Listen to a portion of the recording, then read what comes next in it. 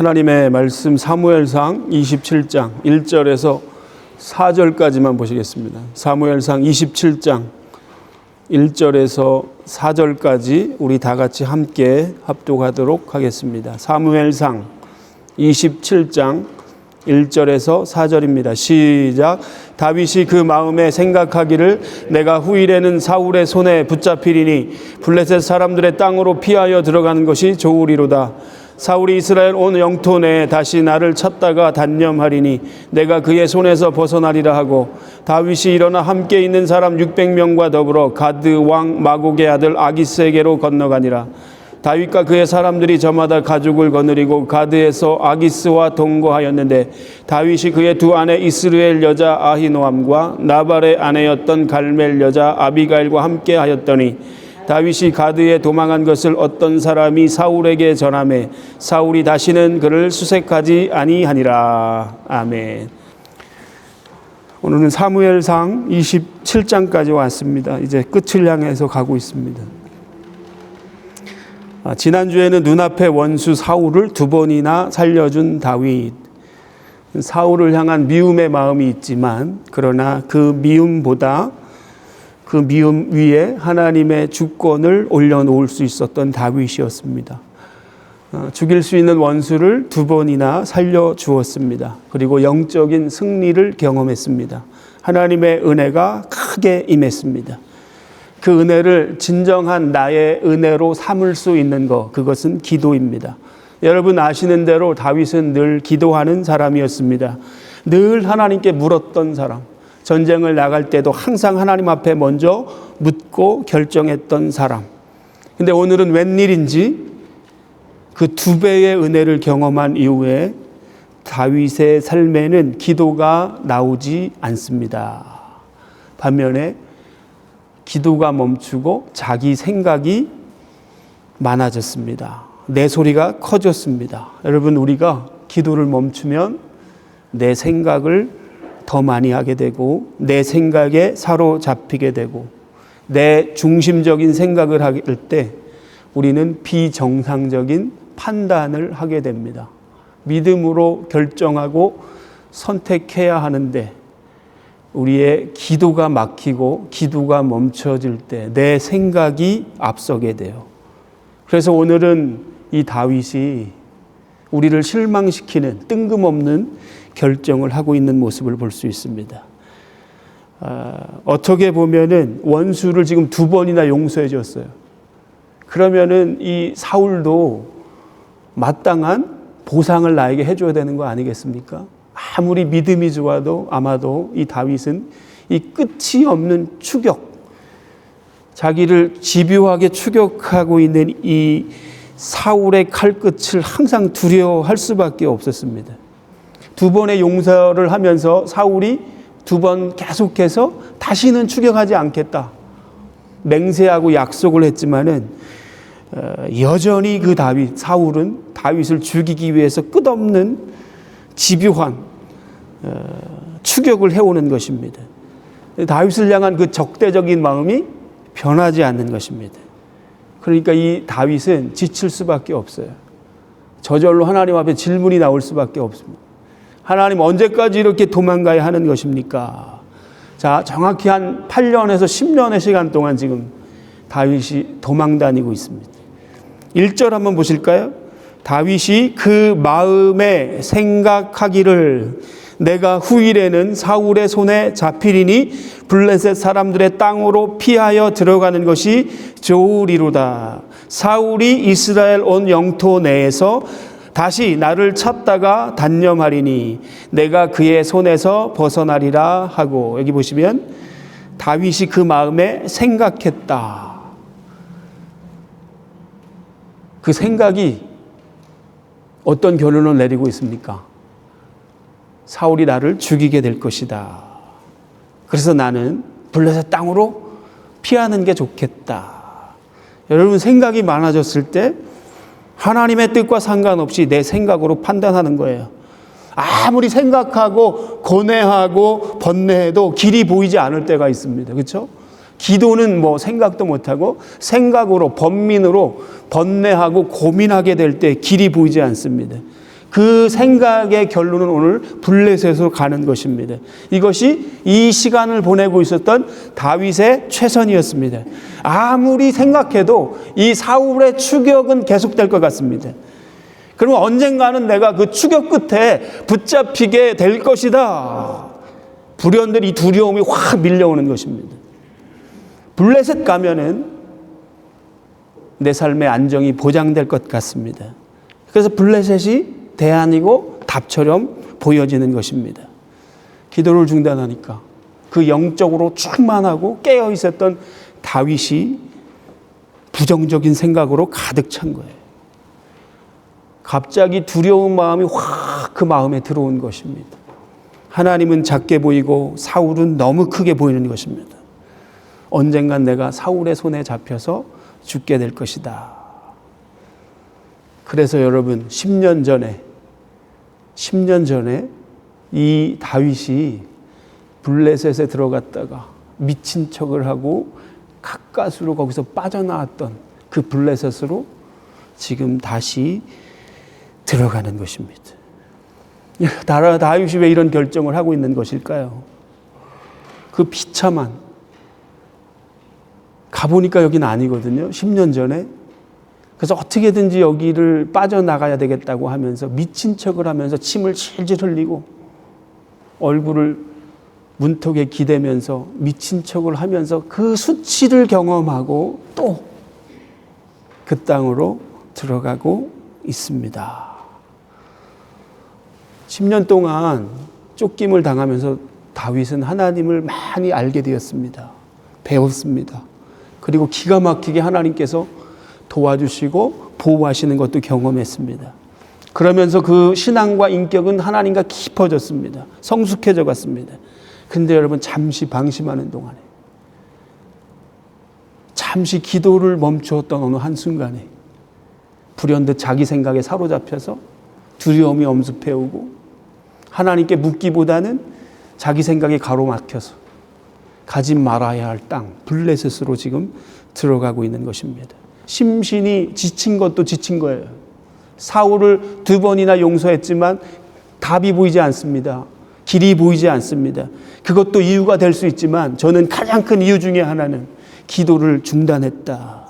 기도 시간을 확보하지 못했다.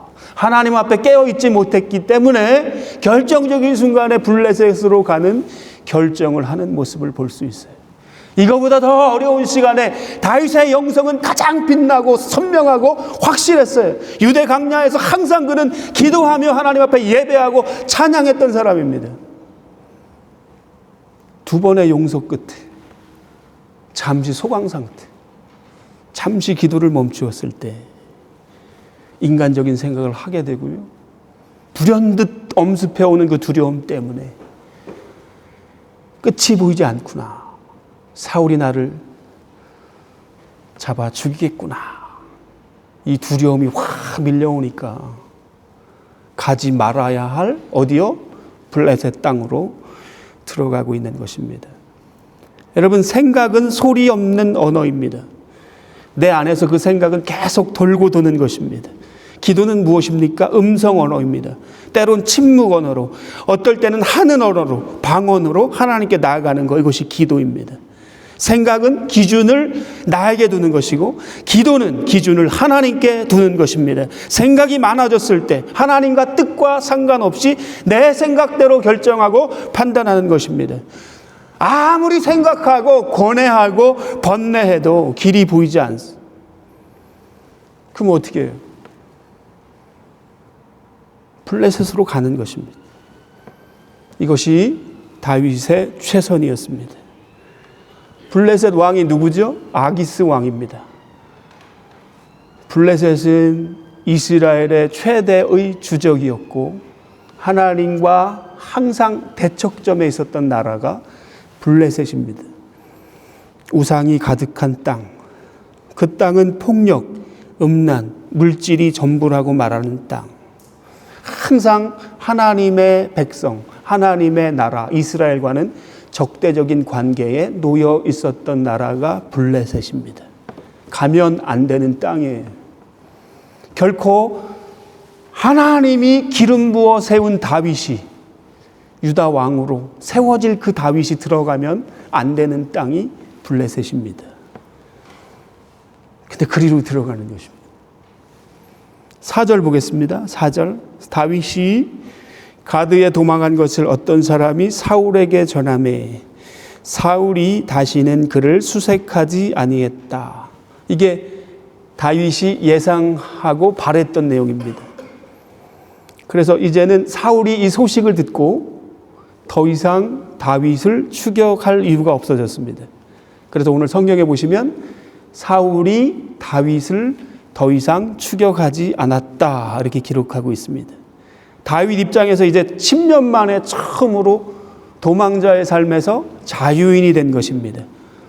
오랜만에 두 다리 쭉 피면서 평안한 잠을 잘 수 있었습니다. 도망자의 삶에서 벗어났어요. 모든 긴장이 풀렸습니다. 이보다 더 좋은 선택, 결정은 없을 것 같은 기가 막힌 해법처럼 보였습니다. 이보다 더 좋은, 더 확실한 대안은 없을 것 같습니다. 10년 동안 도망자로 살면서 그렇게 고생 많이 했으니까, 그렇죠? 10년치 십자가를 내가 다 졌으니까 요때 한번 하나님이 원하지 않는 그 땅에 가서 사는 거 괜찮지 않겠어요? 괜찮은 거 아닙니까? 그토록 10년 동안 십자가를 그렇게 무겁게 지고 10년치 고생을 하나님 앞에서 다 했다면 이 정도는 하나님 허락해 주는 거 괜찮은 거 아닙니까? 하나님께서 이스라엘 백성들을 광야에 인도해 가실 때 40년 동안 무엇을 먹여주셨습니까? 만나를 먹도록 허락하셨습니다. 어제 만나 충분히 먹었으니까 오늘은 만나를 거두지 않아도 되는 것입니까? 하나님이 정해 두었던 안식일을 제외하고 이스라엘 백성들은 하루 단위로 필요한 매일의 만나를 거두어야 했어요. 하루 단위로 필요한 양식, 하루 단위로 필요한 하나님이 주시는 이 만나를 먹어야 그들이 살 수 있었던 것입니다. 우리는 날마다 광야의 삶을 살아가고 있어요. 오늘도 우리에게 하루 단위로 필요한 하나님의 양식, 말씀, 이것을 먹고 그 말씀을 통하여 하나님의 인도를 받아야 살아갈 수 있는 사람들이에요. 믿으십니까? 하루 단위로 필요한 하나님의 양식, 하루 단위로 필요한 하나님의 인도하심. 그렇게 살아가는 사람들이 누구냐? 광야를 사는 하나님의 백성들의 삶인 줄로 믿습니다. 오늘 다윗의 결정과 선택을 보십시오. 기가 막힌 선택 같습니다. 성공적인 결과가 뒤따라오고 있는 것 같습니다. 지쳤으면 이 정도 괜찮을까요? 괜찮다고 말해주고 싶지만 그러나 이 결정이 다윗의 삶에 얼마나 큰 아픔을 남기는지 이후에 우리가 보게 됩니다. 평안했어요. 그러나 그 평안은 하나님이 주시는 평안이 아니었습니다.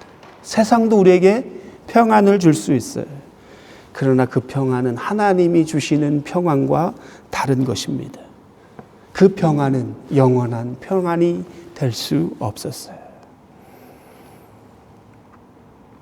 하나님 품 떠난 하나님의 사람, 사울로부터는 자유롭게 되었지만 다윗은 이 블레셋 땅에서 다윗답지 않은 삶을 살게 됩니다.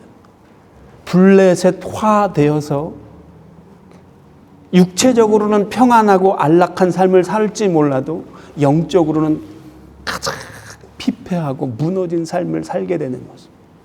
블레셋화 되어지고 다윗의 본질적인 삶을 다 잃어버리고 무너지는 모습을 여기에 머무는 동안 우리가 볼 수 있습니다. 여기에서 몇 개월 살았는가? 1년 4개월을 삽니다. 우리 5절을 보겠습니다. 5절. 다윗이 아기스에게 이르되 바라건대 내가 당신께 은혜를 입었다면 지방 성읍 가운데 한 곳을 내게 주어 내가 살게 하소서. 당신의 종이 어찌 당신과 함께 왕도에 살리까 하니. 어느 정도 아기스 왕에게 신임을 얻었습니다. 전쟁을 해서 전리품을 계속 갖다 바쳤어요. 누구에게? 블레셋 왕 아기스에게. 하나님이 기름 부어 세워 앞으로 유대의 왕이 될 다윗이 이스라엘의 주적인 블레셋 왕에게 덥석 절을 하면서 전리품을 갖다 바치면서 당신이 나의 주인입니다. 비유를 맞추는 말도 안 되는 모습을 우리가, 너무나 수치스러운 모습을 1년 4개월의 시간 동안 보게 되는 것입니다. 자, 신임을 어느 정도 얻었어요. 그래서 다윗이 요청을 합니다.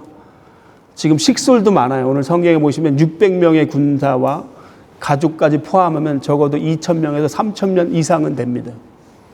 자치적으로 우리가 살 수 있는 성읍 하나를 달라고 요청을 하고 있어요. 그래서 아기스 왕은 시글락이라고 하는 성읍을 허락해 줍니다. 수도에서 떨어진, 왕이 사는 곳에서 한 1시간 40km 정도 떨어진 그곳에 시글락이라고 하는 성읍을 내어주게 됩니다. 다윗은 여기서 1년 4개월을 살게 돼요. 그러면 1년 4개월 동안 다윗은 어떤 삶을 살았는가? 여기에서 무엇을 했는가? 이게 중요한 것입니다. 시간이 지나가면서 하나님이 거하고 살지 말라고 했던 이 블레셋에 머물면서 다윗은 점점점 블레셋화 되어가는 모습을 볼 수 있습니다. 첫 번째, 블레셋 왕에게 자세를 낮추고 덥석 절을 하고 비유를 맞추고 살아남기 위해서 물론 그렇게 해야죠. 그러나 이것은 너무나 수치스러운 모습이었습니다. 8절부터 12절을 보시면 다윗이 행했던 일을 기록하고 있습니다. 8절 한번 보실까요? 다윗과 그의 사람들이 올라가서 구술 사람과 기르스 사람과 아말렉 사람을 침노하였으니 그들은 옛적부터 술과 애굽 땅으로 지나가는 지방의 주인이라. 이집트로 가는 길목에 살았던 사람들입니다. 구술 사람, 기르스 사람, 아말렉 사람. 이집트로 가는 길목에 살았던 사람들인데 다윗이 시글락에 거하면서 이 성읍의 사람들을 쳤다라고 말씀하고 있습니다. 사람 다 죽이고 짐승과 전리품을 취해서 누구에게 갖다 주고? 블레셋 왕에게 갖다 주고 남는 것으로 다윗의 식수를 먹여 살렸던 것입니다.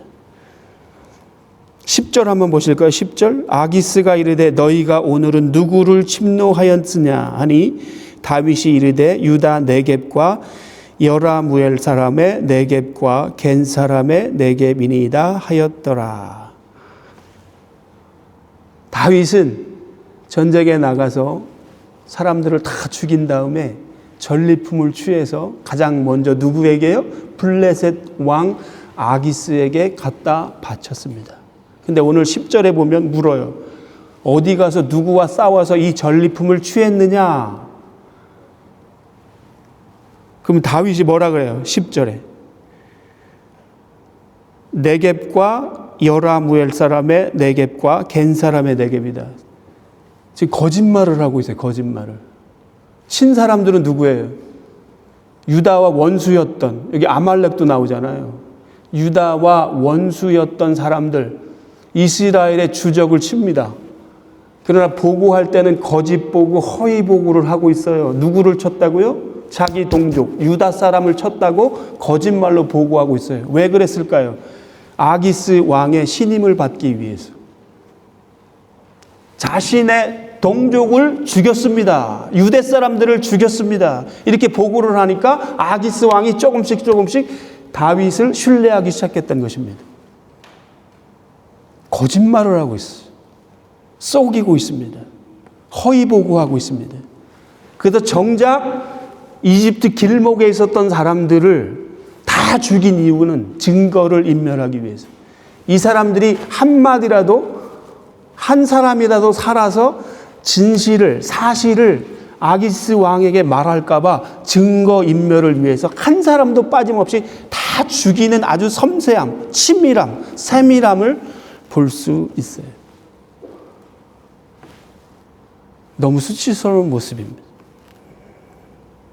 자신을 의심하는 아기스 왕의 환심을 사기 위해서 자신의 충성심을 보여주기 위해서 보고할 때는 유대 민족, 내 종족을 죽였습니다.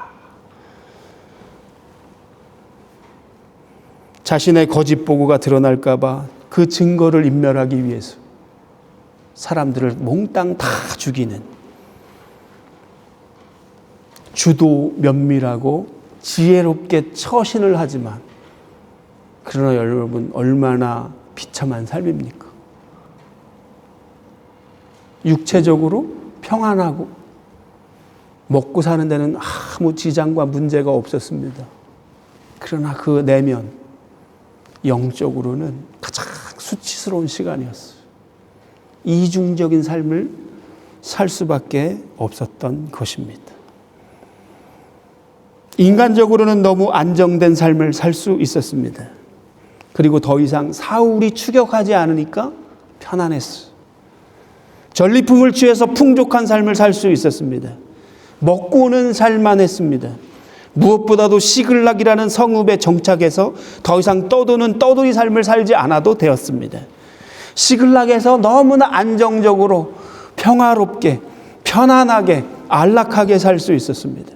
인간적으로 아주 주도 면밀하게 잘 살았어요. 아기스 왕의 비유도 잘 맞췄습니다.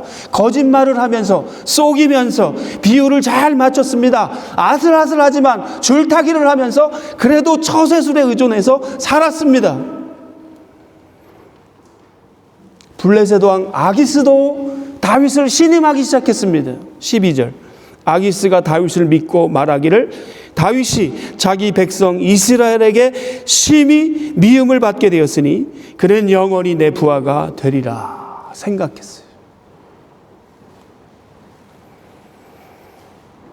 무엇 하나 아쉬울 것 없는, 문제가 될 것 없는 너무나 풍족한 삶, 좋은 삶, 안정된 삶을 살았습니다. 1년 4개월을 그렇게 살았습니다. 하나님이 보실 때는 이거 큰 문제입니다. 구약 학자들이 아주 중요하게 지적하는 포인트 하나가 있습니다. 다윗이 수많은 시편이 있는데 이 시글락에 살 동안 1년 4개월 동안 다윗의 시편을 찾을 수 없다. 무슨 얘기예요? 유대 광야 이것보다 더 힘들고 어려울 때는 시편을 지어서 하나님을 찬양하고 예배하고 기도했던 다윗. 그러나 이 블레셋 시글락에 살 때는 어떤 자료를 찾아도 다윗의 시편을 찾을 수 없다. 여러분 세상적인 성공 관점에서 보면은 가장 편안하고 안락한 삶을 살았어요. 그러나 영적인 관점에서 봤을 때 다윗은 여기에서 예배가 무너지고 기도가 없는 삶을 살았다. 이렇게 볼 수밖에 없는 것입니다. 여러분 아기스 왕, 그 왕에게 가서 하나님의 사람, 하나님이 기름 부어 세운 다윗이 저를 넓적하는 것입니다. 당신은 나의 주인입니다. 그 땅에 머물면 머물수록 다윗의 사명, 정체성을 잃어버릴 수밖에 없었던 것입니다. 영적으로는 가장 어두운 시간이었습니다.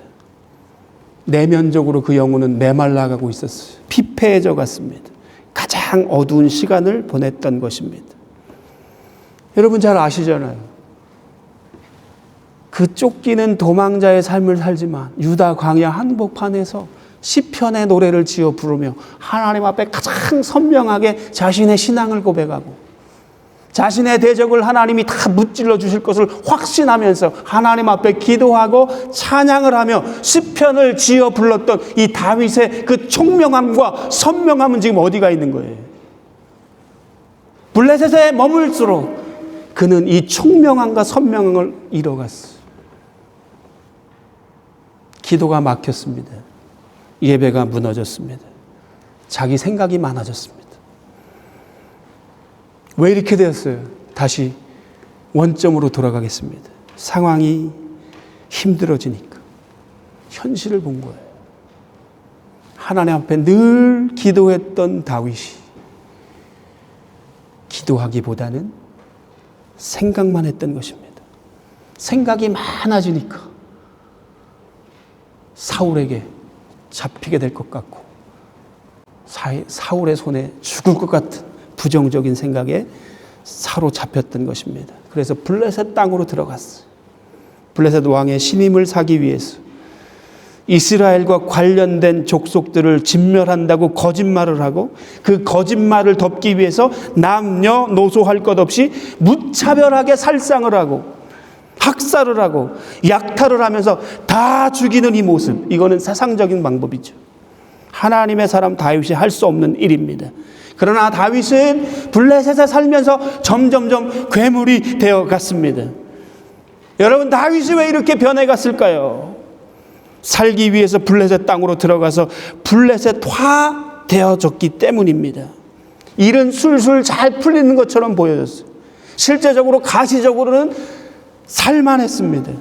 그러나 여러분, 우리가 12절을 읽었던 것처럼 다윗의 거짓말에 아기스는 다윗을 신임하게 되었고, 28장으로 넘어가면 28장 1절에 보면 다윗은 인생 최대의 위기를 만나게 됩니다. 이스라엘과 블레셋 나라의 운명을 건 아주 큰 전쟁이 벌어져요. 아기스 왕이 다윗에게 말합니다. 너희가 이 싸움에 전면에 서라. 다윗의 딜레마죠. 다윗은 엄청난 위기, 숙제를 풀어야 하는 엄청난 위기를 28장에 만나게 되는 것을 보게 돼요.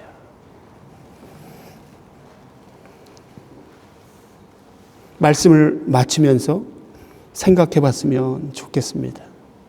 오늘 본문에 보시면 약속의 땅을, 하나님이 허락하신 땅을 떠나게 되면 대가를 지불하는데 그 대가가 얼마나 큰 것인지를 우리가 오늘 말씀을 통해서 알게 되는 것입니다.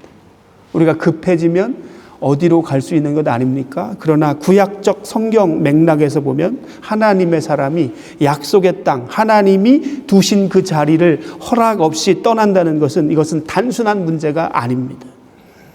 하나님이 나에게 두신 그 자리가 내 눈으로 봤을 때는 마음에 들지 않고 비옥하지 않을 수 있어요. 매력적인 땅이 아닐 수도 있습니다. 그러나 그 땅은 하나님이 약속으로 주신 땅이에요. 그 땅은 하나님의 기름 부음이 있는 땅입니다. 그 땅은 하나님의 은혜가 있고 하나님의 보호하심과 돌봄이 있는 땅입니다. 하나님이 약속으로 주신 그 땅을 내가 임의로 떠나고 내가 임의로 움직이고 내 생각대로 떠나면 안 되는 거예요. 망하는 것입니다. 거기가 아무리 척박한 땅이라 할지라도 거기서 밭을 갈고 농사를 짓고 양을 키울 때 하나님의 은혜와 축복이 거기에 임하는 것이고, 그 은혜는 흘러서 하나님의 영광을 드러나게 되는 거예요. 그러므로 그 땅을 떠난다는 것은 사명을 버리고 예배를 버린다는 의미가 되는 것입니다. 오늘 다윗은 말도 안 되는 결정과 선택을 하면서 유대의 왕으로 기름 받아 앞으로 왕이 될, 이제는 2년 후에 왕이 되는데 그 마지막에 조금 인내하지 못하고 유다 땅을 떠나 블레셋으로 들어가고 있습니다.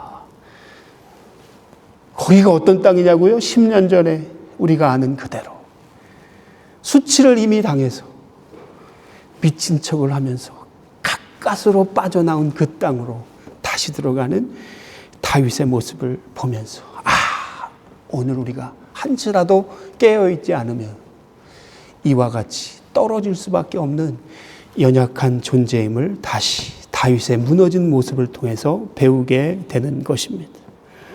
두려움의 노예가 되었습니다. 잠시는 좋아 보입니다. 그러나 그 이후에 그 인생이 얼마나 피폐해지는지 아세요? 다윗은 시글락에 살면서 아기스의 눈치를 보는 인생이 되었습니다. 자유가 없었어요. 몸은 자유로울 수 있었지만은, 그러나 늘 눈치를 보면서 거짓말을 하면서 영적인 자유를 누리지 못했습니다. 시글락을 내어주면서 블레셋의 가치관을 따라서 살아라. 알게 모르게 다윗은 죄의 노예로, 죄의 종으로 살게 되었습니다. 블레셋 그 땅 가면 안 되는 땅이었어요. 하나님이 아닌 우상을 섬기는 땅이었습니다. 거기 들어가서 나도 모르는 사이에 예배가 무너졌습니다. 여기서 머물던 1년 6개월 동안 그렇게 많이 지어 불렀던 시편을 우리는 찾아볼 수 없습니다. 오히려 유대 광야에서 그렇게 하나님을 예배하고 찬양했던 이 다윗, 가장 힘든 시간을 보내면서도 가장 선명한 영성을 가지고 하나님 앞에 나아갔던 이 다윗의 모습, 우리는 너무나 잘 알고 있는데, 살만하고 자유를 누리는 것 같고 번영과 복을 누리는 것 같지만, 그러나 그의 영혼은 다 무너져서 더 이상 예배할 수 없는, 예배가 무너진 모습을 우리가 보게 됩니다. 사랑하는 성도 여러분, 말씀을 맞추면서 오늘 여러분은